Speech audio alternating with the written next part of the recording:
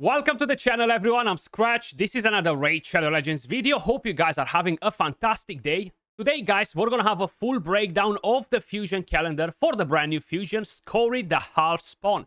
Now, I've already released a video on this fusion, guys. Feel free to check it out if you haven't done it. And I am planning to do another one to kind of like see his maximum potential with a blessing as well, because I have a 6-star blessing on the champion on the test server now. So we're gonna be able to kind of like push the ceiling a little bit higher and see if it's actually worth your investment. But diving straight into the main thing, guys, the fusion calendar.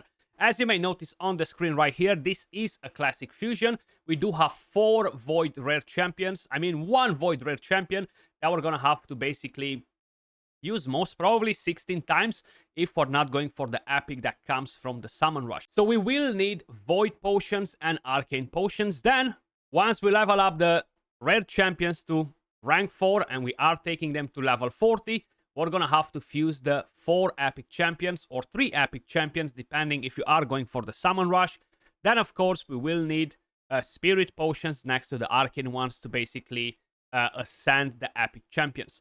Out of all of the fusions, type of fusion, so you have the fragment fusion, you have the classic fusion, which is this one right here, and then you have the hybrid. This is definitely the second hardest. So quickly to go over all of the events, guys. At the top right here, we can see all of the dates. The fusion will go from the 1st of August, which is today, all the way to the 16th of August. That's when the last events end. So today we actually have a dragon tournament starting. We have a champion training tournament starting. And I would strongly suggest you do not engage in any of them. Wait for the Dungeon Divers event, which will start tomorrow. You actually want to triple dip the points from these events and connect them all together right here with the Dungeon Divers event. Like this, you're going to be able to get more points when you're farming campaign, when you are doing the dragon tournament, etc. We will have a summon rush starting tomorrow. Now this one right here will give you the epic champion, okay? Down here. Now usually it takes you around 3k points to 3.5k points, maybe sometimes even 4k points, depending on how Plarium feels during the day, right? So you will need the equivalent to be safe of at least 8 sacred shards, okay? So 8 sacreds for the summon rush. We will be able to collect, of course, 1 rare from the summon rush as well. That usually tends to be under 2k points, but you never really know what they're doing with all of these events. They always tend to basically change them around. The Dragon Tournament, which, if I'm not mistaken, might be live right now, or maybe it starts in an hour or so. Let's quickly check it, actually. I know we had a bit of a maintenance. I haven't really restarted the game to see if we have an update or anything like that, but by the looks of it, it's not loading for the moment. So, going back to it, you will require around 3k energy for the Dragon Tournament. And that's kind of like on a minimum, depending on what stage you're farming. But approximately 3k is kind of like the threshold, with a bit of a plus or minus. But most probably with a bit of a plus, considering what bad drop rates we have in the game. The Champion Training Tournament, most probably you will be able to squeeze this one out with around 2k energy. If you have any books or anything like that, you can ascend champions. Everything will give you some points. So this will definitely make your life easier when you're doing a champion training tournament over a champion training event where books and stuff like this don't actually count for points.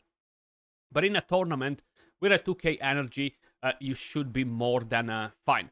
Now the main problem that we might have is the actual Dungeon Divers right here.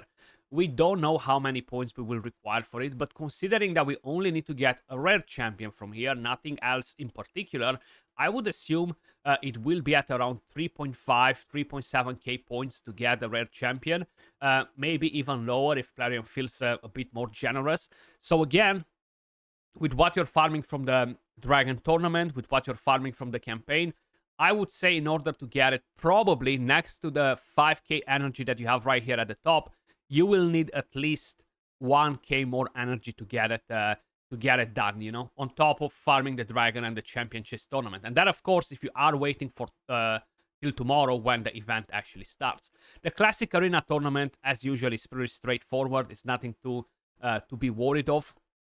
We do have an artifact enhancement starting on Saturday, so you might want to wait with all of the gear and stuff.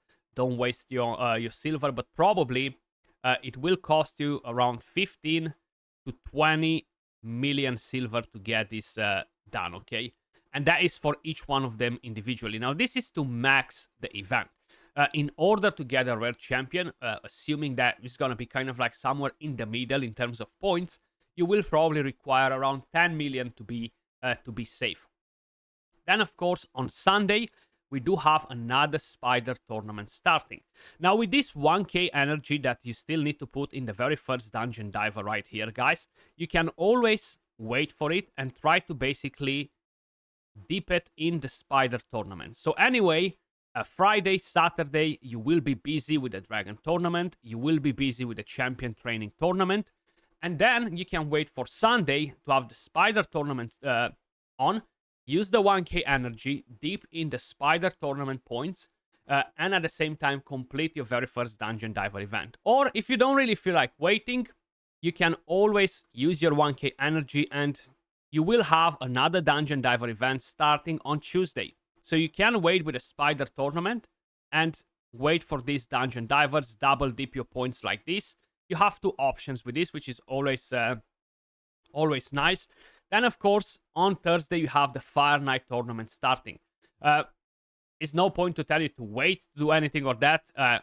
Without even trying, you will basically get points for the dungeon divers while doing the Fire Night tournament. Now, one thing to keep in mind is that the dungeon divers event will only allow you basically a full 24 hours to farm the Fire Night tournament. So you want to push all of your energy in the Fire Night tournament. Again, you will require around 3k plus energy. Same with the spider, around 3k plus energy to get the rare champion. And like this, you're gonna basically double dip the points in the second dungeon diver event that we have going on right here. We don't have anything else going on before this dungeon divers event, considering that you're not gonna do too many tournaments and stuff like this. Probably it's safe to say that a total of 4-5k energy is required to complete it. Now, of course, that includes the 3k from the Fire Night, and if you are playing it smart, it will include the rest of 2k energy from the spider tournament. You don't need to go and complete this spider tournament before the second dungeon diver event starts. You want to maximize the rewards as well and try to use all of the resources wisely, basically. So around 4-5k energy, but with you completing the spider tournament, the Fire Night tournament, you should be there with the second dungeon divers event without actually needing to bring in a lot of extra energy that you don't really need to use for any of the tournaments. Then we have the second artifact enhancement artifact right here. Again, pretty much the same cup of tea. Around 10 million to get a rare champion, depending on the RNG. 15 to 20 million, as I highlighted up here, to complete the entire artifact enhancement event. Usually it's just not worth it. You're getting an epic tome from there for like 5-10 million silver. It's just a bit too expensive. Then on Friday, August the 9th, we do have a champion chase tournament, which again will give us a rare champion. Now this usually is at around 3k points, 2 to 3k points. In a champion chase tournament, it's much harder to get 3k points than in a summon rush event, because a sacred is not valued at 500 points, it's valued at 250 points. That's how much you're getting for an epic. Now, in order to get easy points in a champion chase tournament, I would strongly suggest you to basically save a lot of fusions like this. You have champions for these fusions that can be utilized, and this will give you 250 points. If you are doing a Broadma, you're gonna get 350 points, you know. So if you have some of these champions saved up, this will give you a bit of an edge. Plus, if you have any fragment summons, you can actually get some additional points from here as well, which is always really helpful, you know. Ancient shards are the way to go for this, because you can get epics. We should have 2x on ancients, if I'm not mistaken, during this champion chase tournament. So this should have 2x ancient shards. I think so. I think we had Voids recently, we had Sacreds before, and the next one should be Ancients. Unless they're making a 2x on Primals. They might surprise us. We did not have one in quite a while. Then, the third Dungeon Diver event will start right here, guys. Now, for this one, as I suggested you before, you want to push all of the Fire Knight tournament into the second Dungeon Diver event. For the third Dungeon Diver event, you have the Ice Golem tournament starting 1 day later, and you have the Champion Training tournament starting 2 days later. So again, you can triple dip points in the Dungeon Divers event because you can go Champion Training, Ice Golem, and bang, you're going all the way to Dungeon Diver. So that will allow you to get the required points. And then we have the third Artifact Enhancement event. Again, approximately 10 million silver to get the rare champion. If you want to complete it all again, you're going to need probably 15 to 20 million. Now, this doesn't seem to be necessarily more complicated than any other previous fusions, guys. Of course, we really need to kind of like have an idea of what requirements we have in the Dungeon Divers events.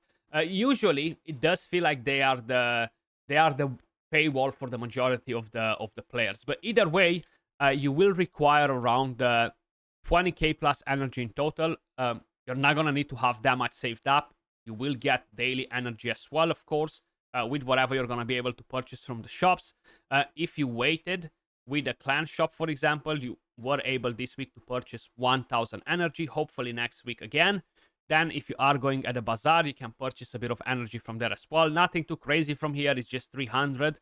But it's still something that can help you out. If you're doing the Curse City, if you're doing the Doom Tower, if you're doing all of your quests and stuff, you're going to be able to acquire plenty of energy to allow you to get the fusion done. I would say in terms of shards, guys, you should have around 8 sacred shards or the equivalent of 8 sacred shards in points. So that can be void shards, can be primals, whatever for the summon rush. I do hope that we're only going to require like 6 sacred shards to get it done. If we are talking about the Champion Chase tournament, probably in there you will require to have 30, 40, 50 ancient shards, a couple of voids, a couple of fusions, epic fusions that I've just showed you, and that should allow you to get the job done. I wouldn't open sacreds and primals for the Champion Chase tournament unless we have a 2x on the primal shards or sacreds, which most probably is not going to happen. You're just not getting very good value in terms of points for these shards, but the ancient shards are what will give you most of the value with epic champions and stuff like that. That is the fusion calendar. I will put it back on the screen another time so you can see all of the dates if you actually need it. Let me know your thoughts in the comments down below. Are you going for the fusion? You're not? And let me just quickly share the multipliers with you before I actually forget.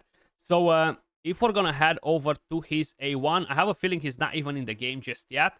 Basically, the basic skill has a multiplier of 3.7, which is not bad for a basic skill. The A2 has a multiplier of 3.8, but it's a bit weird.